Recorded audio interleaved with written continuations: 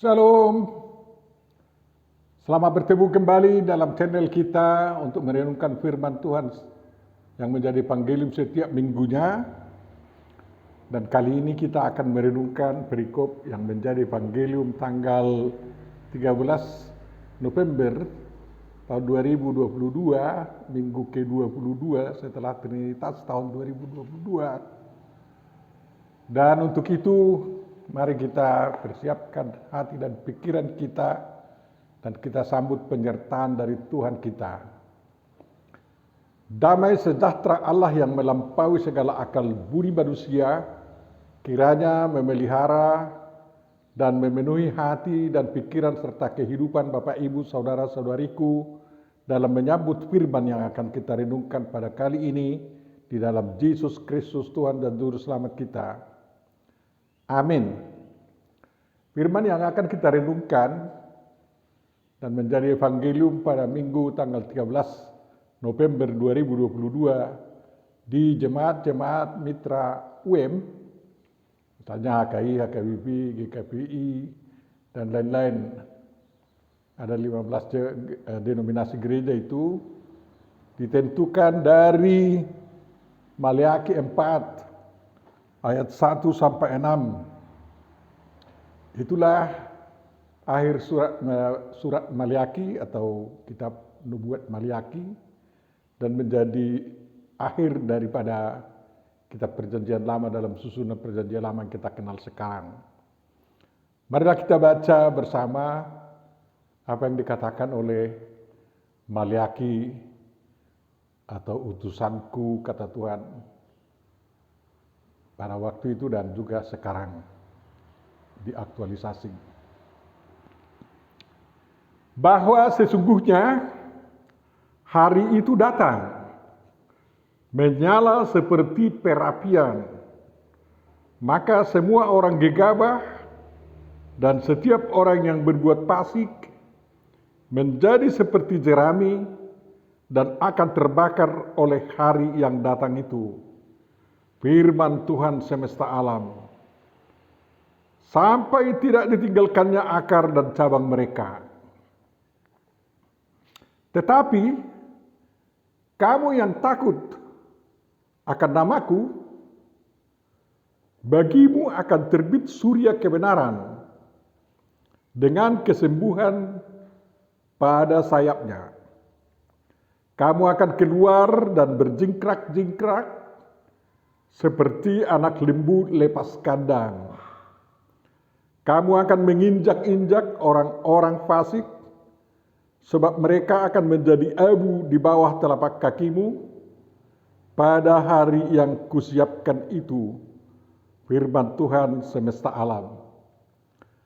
Ingatlah kepada Taurat yang telah kuperintahkan kepada Musa, hambaku, di Gunung Horeb, untuk disampaikan kepada seluruh Israel, yakni ketetapan-ketetapan dan hukum-hukum. Sesungguhnya aku akan mengutus Nabi Elia kepadamu menjelang datangnya hari Tuhan yang besar dan dahsyat itu. Maka ia akan membuat hati bapak-bapak berbalik kepada anak-anaknya, dan hati anak-anak kepada bapak-bapaknya, supaya jangan aku datang memukul bumi sehingga musnah. Demikianlah firman yang akan kita renungkan, Bapak Ibu Saudara, di minggu terakhir Trinitas ini, dan minggu depan sudah memasuki mengenang orang-orang yang telah meninggal dunia dalam 1 tahun ini. Dan selanjutnya kita akan memasuki minggu-minggu Advent dan seterusnya, atau tahun baru gereja, dan seterusnya kepada masa Natal dan tahun baru kalender internasional, dan selanjutnya Bapak Ibu Saudara. Kita diperingatkan tentang hari itu. Itu dikatakan di dalam ayat 1. Barulah di ayat 5 dikatakan hari itu adalah hari Tuhan, Yom Yahweh. Dan Jehovah yang disebutkan Maliaki di sini adalah Jehovah Sebaot, yakni Tuhan dari segala bala tentara surgawi yang ada di alam semesta. Seba itu tentara Tuhan dan Sebaot pluralnya. Jadi Tuhan memimpin dunia, memimpin penghakiman kepada dunia, dan kalau dia datang, ada dua selalu yang dia bawa, yakni malapetaka atau hukuman kepada orang-orang yang melawan Tuhan, dan berkat bagi orang-orang yang setia kepada Tuhan. Bapak Ibu Saudara, hari Tuhan itu seperti dikatakan oleh Maliaki ini sering dihubungkan bukan hanya kepada hari akhir zaman, sering dihubungkan kepada kedatangan Tuhan untuk memperbaharui umatnya, untuk menyelamatkan umatnya, dan juga untuk menebus umatnya. Dan barulah terakhir kali dihubungkan tentang hari Tuhan itu kepada hari penghakiman, dan kita umat Kristen mengatakan itu sebagai hari kedatangan Tuhan Yesus yang kedua kalinya sebagai hakim agung yang menentukan apakah manusia, siapa yang masuk surga dan siapa yang masuk neraka. Bukan hanya Kristen yang mengakui bahwa Yesus Kristus itu adalah Tuhan yang akan datang kembali untuk menghakimi dunia ini. Saudara-saudaraku yang terkasih, mari kita lihat tentang hari Tuhan itu. Hari Tuhan itu selalu ada terangnya, ada sisi gelapnya bagi manusia, kan? Hari Tuhan yang pertama sekali adalah hari pertama. Jadilah terang, kata Tuhan. Dan terang itu pun jadilah. Itu berdasarkan firman-Nya. Dan itulah hari yang pertama. Dengan demikian, sisi gelap yang ada di samudera raya itu menjadi ditinggalkan, yang diterangi oleh firman Tuhan. Terang itu selalu digambarkan sebagai api yang menyala-nyala. Jadi ternyata api Tuhan itu yang bikin terang sebelum ada matahari, memang api dari Tuhan. Dan setelah matahari, bulan, dan bintang-bintang diciptakan, ternyata berdasarkan ilmu pengetahuan modern pun bahwa yang membawa terang ke dunia ini, matahari, juga terjadi daripada api yang sangat menyala dengan kekuatan nuklir-nuklirnya itu. Saudara-saudara, itulah hari Tuhan yang pertama, menjadi hari yang dipakai Tuhan untuk memulai penciptaan alam semesta dari hari pertama, kedua, ketiga, keempat, kelima, keenam. Dan itu secara berurutan sehingga hari berikutnya diciptakan sesudah dipersiapkan yang perlu untuk itu pada hari sebelumnya. Jadi terang itu menjadi landasan pertama untuk bisa semua teratur dikerjakan di dunia ini. Ya tentu saja yang bisa teratur adalah yang akan dipakai Tuhan dalam penciptaannya, Bapak Ibu Saudara. Kemudian hari Tuhan itu dikaitkan dengan datangnya Tuhan untuk membawa keselamatan kepada bangsa Israel. Ya, ini pada hari Paskah, melepaskan bangsa Israel dari perbudakan di Mesir. Hari itu menjadi pelepasan bangsa Israel dari perbudakan dengan tindakan Tuhan membiarkan malaikat maut untuk membunuh anak-anak sulung yang ada di tengah-tengah bangsa Mesir, sehingga Firaun mengampun dia dan akhirnya mengatakan Musa, bawalah bangsamu. Dan malam Paskah itu adalah malam kegelapan bagi bangsa Israel, tetapi malam kegelapan bagi bangsa Mesir, tetapi bagi bangsa Israel adalah hari keselamatan, hari bahagia Bapak Ibu Saudara. Setelah bangsa Israel berjalan pada gurun, kalau Tuhan datang, dia datang dengan api yang menyala-nyala. Kalau dia malam, makanya di bagian Israel akan terang, dan di sisi lain menjadi gelap Bapak Ibu Saudara. Dan sewaktu bangsa Israel pun dikejar oleh tentara Mesir, ada api yang menyala untuk menerangi perjalanan Israel ke seberang Laut Merah dan sisi gelapnya membuat bangsa atau tentara Firaun tidak bisa melihat apa-apa ke depan. Setelah mereka juga di padang gurun, ya, hari Tuhan itu dikatakan hari saatnya Tuhan memberikan hukum-hukum Musa di puncak Gunung Sinai.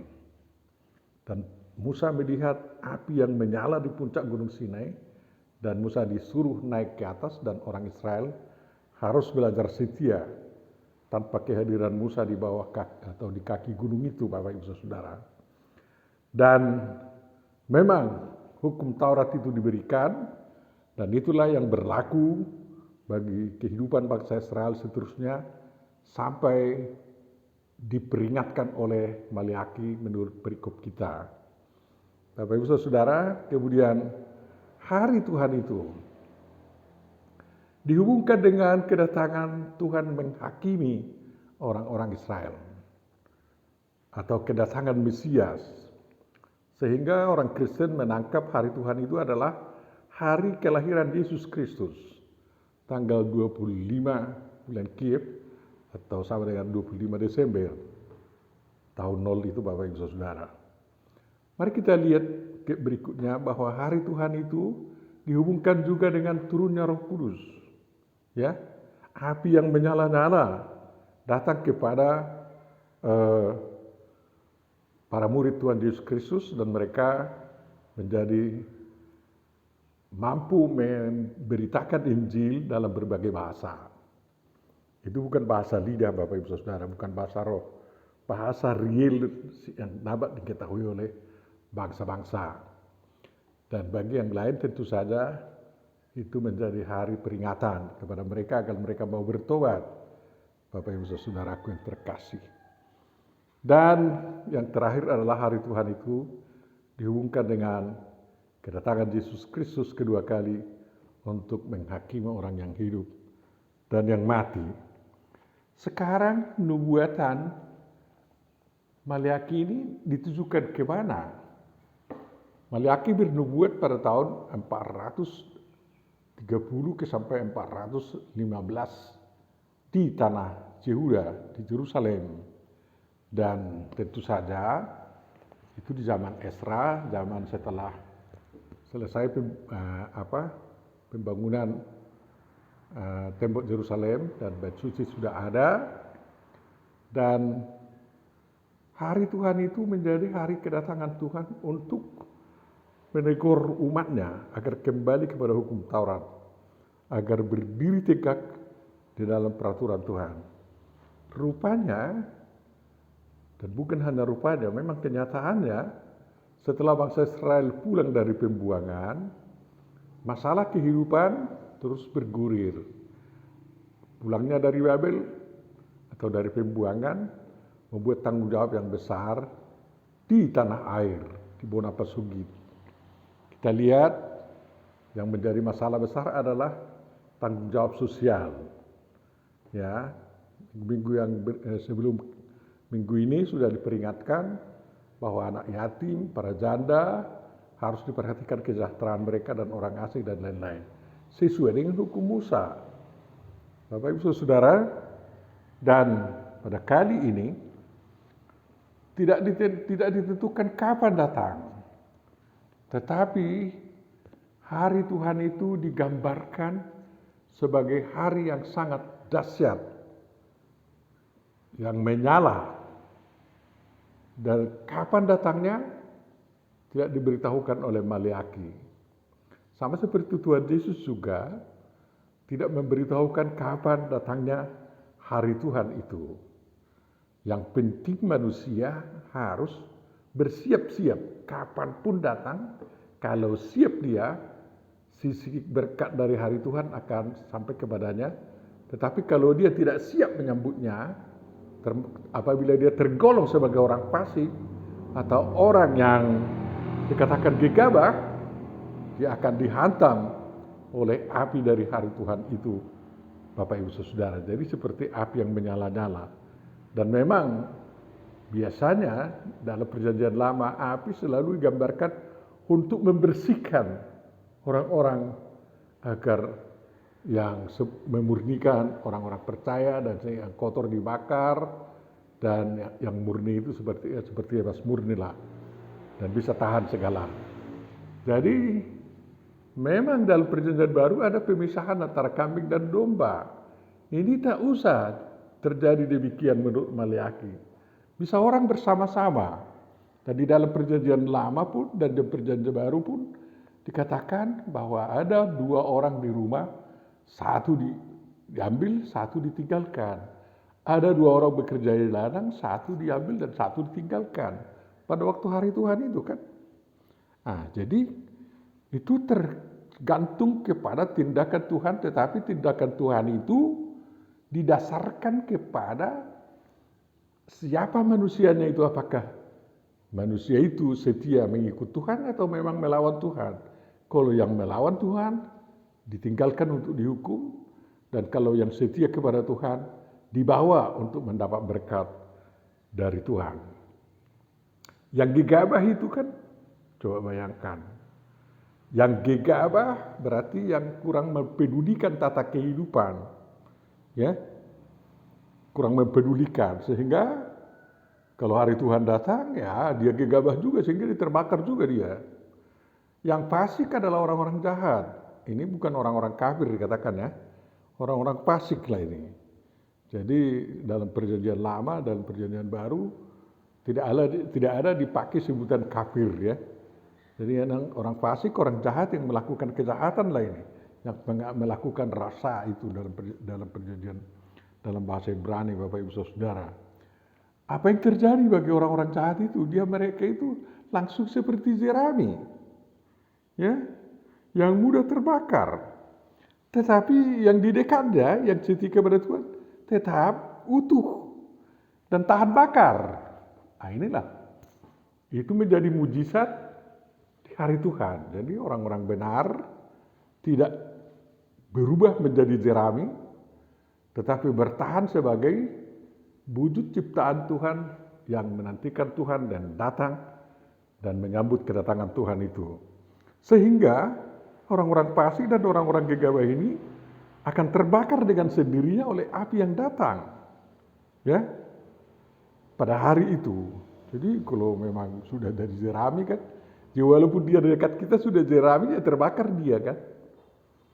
Kita nggak bisa salahkan siapa-siapa, karena sebelumnya mereka sudah diperingatkan agar setia melakukan hukum-hukum Tuhan, kan kayak gitu. Jadi bagi Tuhan tidak sulit memilah mana yang akan terbakar dan mana yang tidak terbakar, kan kayak gitu. Dan yang apa ini, ya tentu saja yang terbakar ini dikatakan sampai akarnya dan cawang-cawangnya habis semua. Ya memang jerami begitu. Kalau sudah terbakar dia, akarnya pun terbakar dan cabang-cabangnya pun terbakar, ya, habis semua. Apa yang tinggal? Nggak ada. Itu memang tindakan Tuhan untuk membersihkan umatnya. Yang takut akan Tuhan bagaimana? Yang yare itu. Itulah yang setia mengikut Tuhan. Setia dalam segala situasi, Bapak Ibu Saudara. Dikatakan bagi mereka akan terbit surya kebenaran. Ya memang api itu menjadi surya kebenaran yang bagaimana? Yang berisi kesembuhan. Coba bayangkan pihak di penciptaan di hari pertama itu pun terang Tuhan itu menjadi surya kebenaran dan sinarnya menyembuhkan penyakit manusia. Ya. Dan memang kalau dia itu berbujuk manusia, dia akan membawa kebenaran dan membawa kesembuhan. Sehingga yang dikatakan di sini, yang datang itu Yesus Kristus yang membawa kebenaran dan juga kesembuhan, Bapak Ibu Saudara. Ya tentu saja orang harus menyambutnya agar dia mendapat berkat dari hari Tuhan tersebut. Dan memang kalau Tuhan datang dan kita kedapatan adalah orang setia di hadapannya, tentu saja kita akan menari-nari. Tidak ada yang lebih gembira dari seekor anak lembu keluar dari kandang sehingga berjingkrak-jingkrak, ada kebebasan di sana, menikmati alam semesta, kan kayak gitu. Sama seperti Nuh yang keluar dari bahtera, begitu mereka sukacita setelah selesai kegelapan-kegelapan yang terjadi sebelumnya, Bapak Ibu Saudara. Dan itu hanya gambaran kecil tentang sukacita bagi orang-orang yang dibebaskan Tuhan, yang terlepas dari malapetaka kedatangan hari Tuhan itu. Bapak Ibu Saudara, dikatakan kebebasan orang-orang percaya, orang-orang yang takut akan nama Tuhan itu, mereka keluar, mereka akan menginjak-injak katanya. Jadi bukan mereka yang membakar ya. Jangan salah tafsir kita. Sehingga seperti orang-orang di sana, kami akan menindak orang-orang kafir, orang salah dan dibebasi semua, dihukum, dibunuh semua, diinjak-injak mereka. Enggak begitu kita. Tuhan sendiri yang bertindak menghukum orang-orang fasik itu, orang-orang gegabah itu. Dan setelah mereka menjadi debu, ya tentu saja mereka di atas tanah berserak dan kita akan menginjak-injak gitu kalau kita berjalan, kan kayak gitu. Jadi logis yang dikatakan itu. Dan memang menjadi abu mereka dari mana kita jalan. Jadi bukan berarti kita yang membuat mereka jadi mati, menjadi abu, menjadi terbakar dan lain. Tuhan yang membuat begitu. Penghakiman itu ada di tangan Tuhan. Jadi jangan ada yang sok mengatakan sekarang kita akan bertindak untuk memusnahkan orang-orang kafir itu, orang-orang berdosa itu. Enggak kayak gitu. Tuhan yang akan bertindak tegas nanti dalam hari kedatangannya. Itu Bapak Ibu Saudara. Ya kalau tidak mau kita menginjak-injak abu mereka ya bisa saja kan kayak gitu. Tetapi maksudnya bahwa mereka akan lenyap, kita akan berdiri terus dan bisa menguasai langit dan bumi ini. Tetapi setelah kita dibebaskan, kita akan kembali bagaimana? Kita harus hidup kan? Disinilah pentingnya nasihat yang disampaikan oleh Maleaki. Ingatlah hukum Taurat Musa, hukum yang telah kuberikan kepada Musa hambaku di Gunung Horeb untuk disampaikan pada seluruh Israel, yakni ketetapan-ketetapan dan hukum-hukum. Jadi manusia dibersihkan dari orang fasik agar ada umat yang setia melaksanakan hukum Taurat yang diberikan Tuhan kepada Musa di Gunung Horeb. Apakah Kristen memang ya sebagai orang-orang yang diselamatkan dalam Yesus Kristus harus kembali kepada hukum Taurat? Ya memang kita hidup di dalam hukum Taurat itu, Bapak Ibu Saudara. Tapi gaya kita mematuhi hukum Taurat Musa tidak lepas dari gaya kita atau corak hidup kita mematuhi hukum Tuhan Yesus Kristus. Kalau hukum itu memang disimpulkan di dalam hukum kasih itu, kasih kepada Allah dan kasih kepada sesama. Dan kemudian kasih kepada diri sendiri, Bapak Ibu Saudara. Jadi kita harus tetap juga setia kepada hukum Taurat. Jadi orang Kristen bukan pelanggar hukum Taurat ya. Makanya di gereja kita hukum Taurat itu atau pengganti bacaan hukum Taurat selalu dibacakan agar ada etika kehidupan kita yang mengatur kita, bukan menjadi orang jalan kita, Walaupun kita sudah bisa berjingkrak-jingkrak seperti anak lembu lepas kandang, Bapak Ibu Saudaraku yang terkasih. Dan pada hari itu dikatakan, Elia yang datang, bukan Musa. Mengapa Elia? Ya memang setelah Musa, Nabi Elia lah yang terbesar dari antara nabi-nabi itu. Yang berjuang untuk apa? Jadi Musa menerima hukum Taurat, Elia berjuang menegakkan hukum Taurat itu di kalangan umat Israel, sehingga mereka tidak menyembah Baal. Dia main menghadapi Ahab dan Izebel waktu itu. Ya, nyawa taruhannya kan? Nyawa taruhannya. Dan itulah yang datang. Makanya sewaktu kedatangan Elia ini dihubungkan kepada Yohanes Pembaptis, ya seruan Yohanes adalah bertobat, kembali kepada hukum Tuhan, kan kayak gitu. Agar jalan lempang kedatangan Mesias terbuka kepada umat manusia membawa berkatnya. Jadi ketetapan-ketetapan dan hukum-hukum Tuhan kita jalankan berdasarkan hukum kasih yang kita kenal. Itu kuncinya semua. Dan tidak ada hukum itu yang kita lupakan kan. Hanya ada satu Tuhan kita merayakan hari Sabat, walaupun perayaannya kita lakukan pada hari pertama, seperti hari penciptaan itu kan.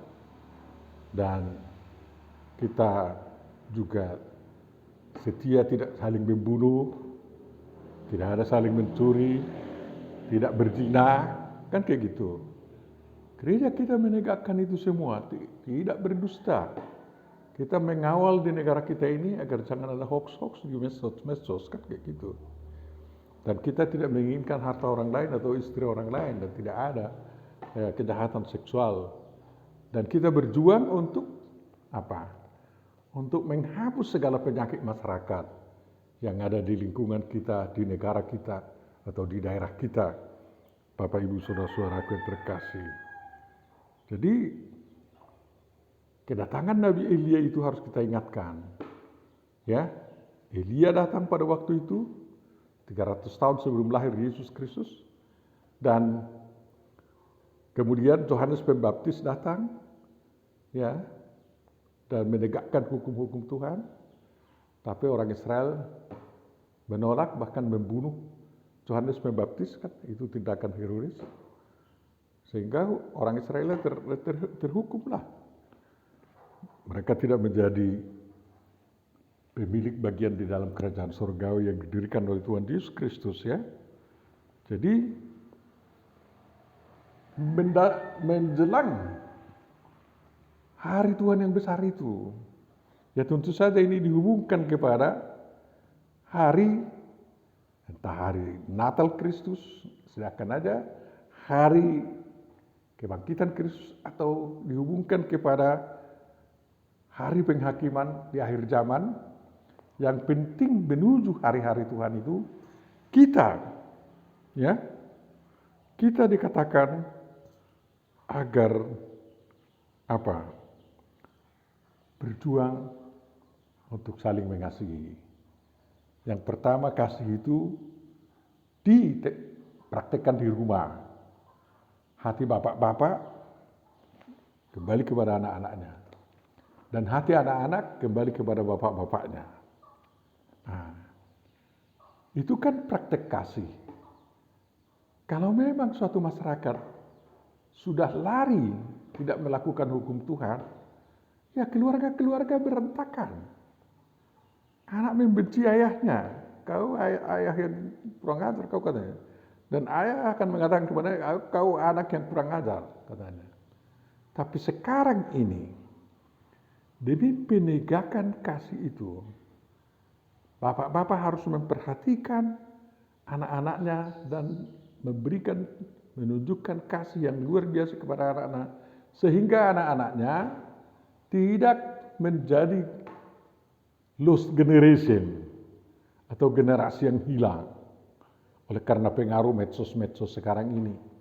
Tetapi semuanya itu harus bisa diarahkan oleh ayah menjadi bekal bagi anaknya untuk mempersiapkan diri menjadi orang yang tangguh iman, yang tangguh di dalam memperjuangkan kerajaan Tuhan. Kan kayak gitu. Dan anak-anak itu harus mengetahui bahwa memang perjuangan bapaknya ya untuk membelanjainya, untuk mengarahkannya itu adalah tepat. Sehingga anaknya mengasihi bapaknya. Ya untunglah ada bapakku ini. Aku tidak yatim katanya. Ya. Sungguh ngeri memang kalau kita yatim kan tidak ada yang mengarahkan kita dalam hidup ini. Jadi yang hebat menurut Maleakhi adalah bahwa kembalinya ayah dan anak saling mengasihi ini membuat hati Tuhan menjadi mengasihi umatnya juga. Dia tidak memukul umatnya dan tidak memusnahkan mereka. Dan memang di dunia manapun tidak ada, entah raja dunia pun itu, entah apa sekalipun, tidak ada yang melakukan pemusnahan terhadap keluarga-keluarga yang saling mengasihi. Dan itulah modal kita untuk terus maju dan maju dalam kehidupan ini menuju datangnya hari Tuhan yang besar itu, entah kepada hari yang manapun itu kita kaitkan atau kita hubungkan. Bisa saja hari Tuhan adalah setiap hari kan, Tuhan datang kepada kita. Bisa saja hari Minggu adalah hari Tuhan, Tuhan datang kepada kita. Dan bisa saja entah hari-hari besar menjadi hari Tuhan bagi kita. Dan kalau memang demikian, kita dituntut untuk setiap hari, setiap minggu, dan terus sepanjang hidup kita saling mengasihi. Ayah mengasihi anaknya, dan anaknya mengasihi ayahnya. Agar bisa saling mengasihi, tentu saja mereka harus saling membutuhkan, kan kayak gitu. Jangan ada yang saling membiarkan. Demi kerajaan Tuhan, ayah dan anak adalah penegak-penegak kerajaan Tuhan Yesus Kristus untuk di masa depan sampai datang akhir zaman nantinya. Amin, mari kita berdoa. Tuhan Bapa Surgawi, terima kasih Engkau memperingatkan kami akan kedatangan hari-Mu yang besar itu, yang dahsyat itu, dan kiranya Engkau menuntun kami agar kami tidak kedapatan sebagai orang gegabah atau sebagai orang fasik, tetapi sebagai orang yang takut akan nama-Mu di dalam Yesus Kristus, Juru Selamat kami. Berkatilah bangsa kami, lindungi bangsa kami ya Tuhan, jauhkan malapetaka dari bangsa kami ini oleh karena pertentangan-pertentangan politik. Bangsa kami telah memasuki tahun politik sekarang, dan kiranya tahun politik ini bukan menjadi tahun kekacauan di kalangan bangsa kami, tetapi sebagai tahun untuk menunjukkan tindakan-tindakan, rencana-rencana kasih terhadap bangsa kami, untuk sesama kami menjadi tempat kerajaan-Mu di dunia ini. Oleh karena itu, berikan hikmat kepada seluruh pemimpin bangsa kami, kepada seluruh pemimpin partai, dan juga kepada seluruh pemimpin agama, agar mereka ini seperti ayah dan anak yang bisa saling mengasihi. Ya Tuhan, sempurnakanlah doa kami ini, dalam Yesus Kristus kabulkanlah permohonan kami. Amin.